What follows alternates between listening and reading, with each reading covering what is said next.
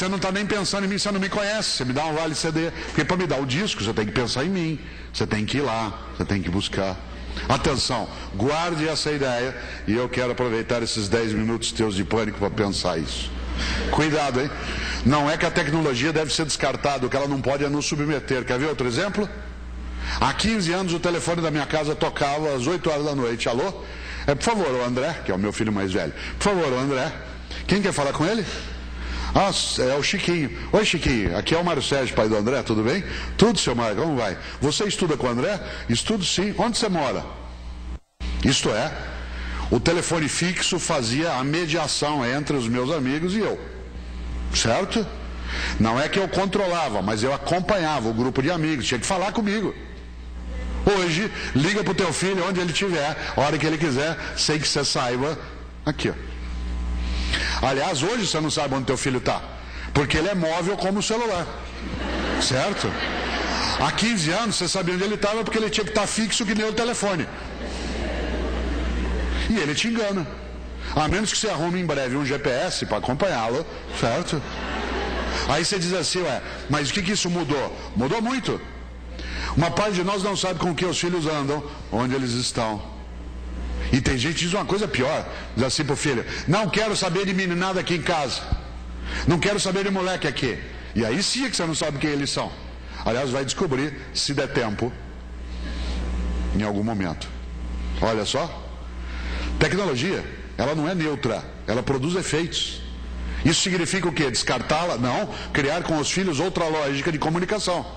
Inclusive porque eles dominam essa lógica de um jeito que a gente não consegue. Quer ver um exemplo? Você está aqui agora, escola de pais, escola legislativa, discutindo a família, a escola e a cidadania, todo animado discutindo, e ele às vezes está lá em casa, na casa dele ou na minha, numa comunidade no Orkut de fabricante de bomba, de nazista, de prostituição infantil, etc. E você está aqui firme discutindo. Como alguns de nós nos recusamos a usar a tecnologia, diz que bobagem, eu não quero saber disso. Ah, é? Se você não dominar, sabe o que você faz? Usa o jeito antigo. Na hora de pegar, você quer dar uma incerta nele, você entra no quarto assim, de repente. E aí, ele, como ele domina aquela tecnologia, ele aperta o dedinho de leve numa tecla e muda a página do computador. Aparece uma foto de Santo Expedito. Por uma graça recebida. Fica toda enternecida, você sai, ele aperta e volta outra vez. Atenção no que eu vou dizer, isso exige criatividade. Criatividade. Personalidade ética ela é construída quando nós prestamos atenção. Quando nós, inclusive, olhamos para o jovem, atenção que eu vou amarrando as ideias, quando eu olho para o jovem, com o olhar dele como sendo um outro, e sem arrogância. Tem pai e mãe que quando o filho chega em casa da escola fala assim, e aí filho, o que você aprendeu hoje? Isso é auditoria. Você quer saber o que seu filho aprendeu, mas quer fazê-lo de um jeito que ele vai gostar. E aí filho, o que você pode me ensinar hoje? Você vai obter o mesmo efeito. A diferença é que crianças e jovens adoram ensinar. Os valores que ele terá são os valores que nós passarmos para ele.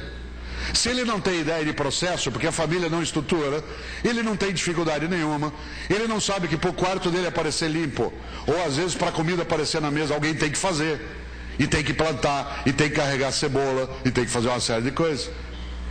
Tudo é fast, tudo é imediato. Atenção, e aí vou fechando, essa sociedade do imediato, ela nos atinge. Quer ver um exemplo? E essa é uma coisa séria.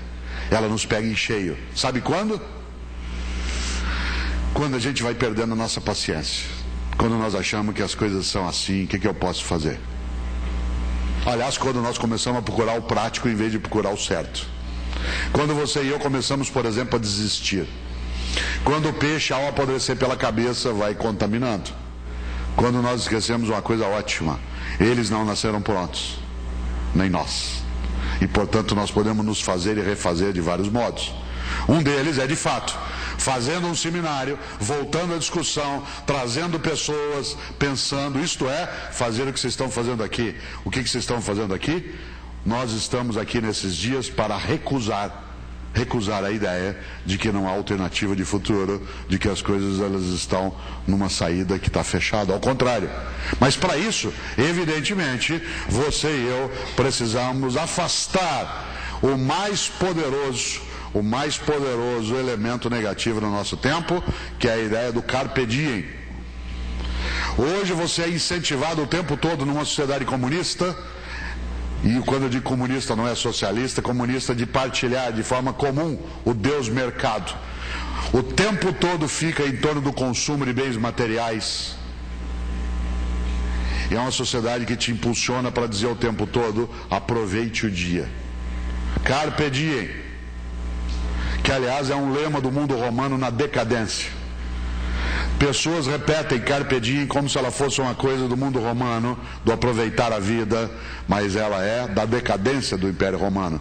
Quando o Império Romano estava esboroando, aí a regra era: salve-se quem puder, cada um por si, Deus por todos, aproveite o dia, viva cada dia como se fosse o último, porque senão um dia se acerta. Olha só, e aí o que acontece com o jovem? Tem pai e mãe que vira o professor para os jovens assim: vocês não terão futuro. Não vai haver futuro. Não haverá meio ambiente, não haverá segurança, não haverá emprego. Vocês não vão ter futuro. Aliás, vou dizer uma coisa para vocês: vocês não têm passado. Eu tive infância. E eu digo para eles: vocês não têm presente. Sabe por quê? Porque isso que vocês comem não é comida, é porcaria. Isso que vocês usam não é roupa, é andrágio. O que eu estou dizendo para o jovem? Que ele não tem história. E quando eu digo para alguém que ele não tem história, só resta a ele uma alternativa: viver o presente até o esgotamento.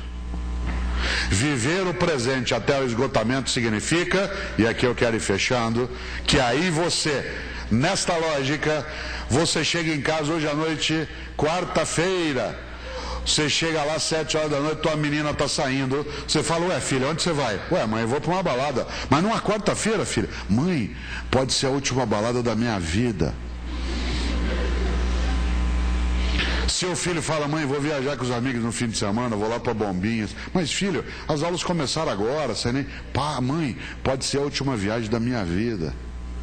Como que um ser humano com 15 anos, 16, acha que a vida se esgota desse modo? Sabe qual que é a lógica? A lógica é... Olha só.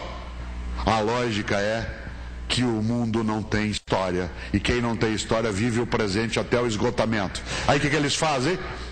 Eles vão para a balada, vão para a viagem, vão para a estrutura, e aí ele bebe o máximo que ele puder, ele dança o máximo que ele puder, e como ele não vai conseguir dançar tudo que ele precisa, ele toma êxtase, ele consome outro produto, ele usa droga, e aí quando é 6 horas da manhã, ele vai para casa e não consegue dormir, aí ele toma medicamento para dormir, e depois para ficar em pé ele toma outro medicamento. Atenção, nos últimos 10 anos aumentou imensamente o consumo de Rivotril, que é um medicamento sério, entre jovens de 15 a 25 anos, que é um medicamento absolutamente bem prescrito, e aumentou o número de infartos entre jovens. Sabe por quê? Porque de repente ele vive a vida no limite do turbinamento, isto é, fazer o giro do motor funcionar o tempo todo em alto estilo. Ele está sempre fazendo alguma coisa, estão sempre correndo para lá e para cá, e aí de repente ele fica pasmado, quieto no lugar. Aí você olha e pensa assim, e eu quero aproveitar esse minuto final para pensar essa ideia. Olha só.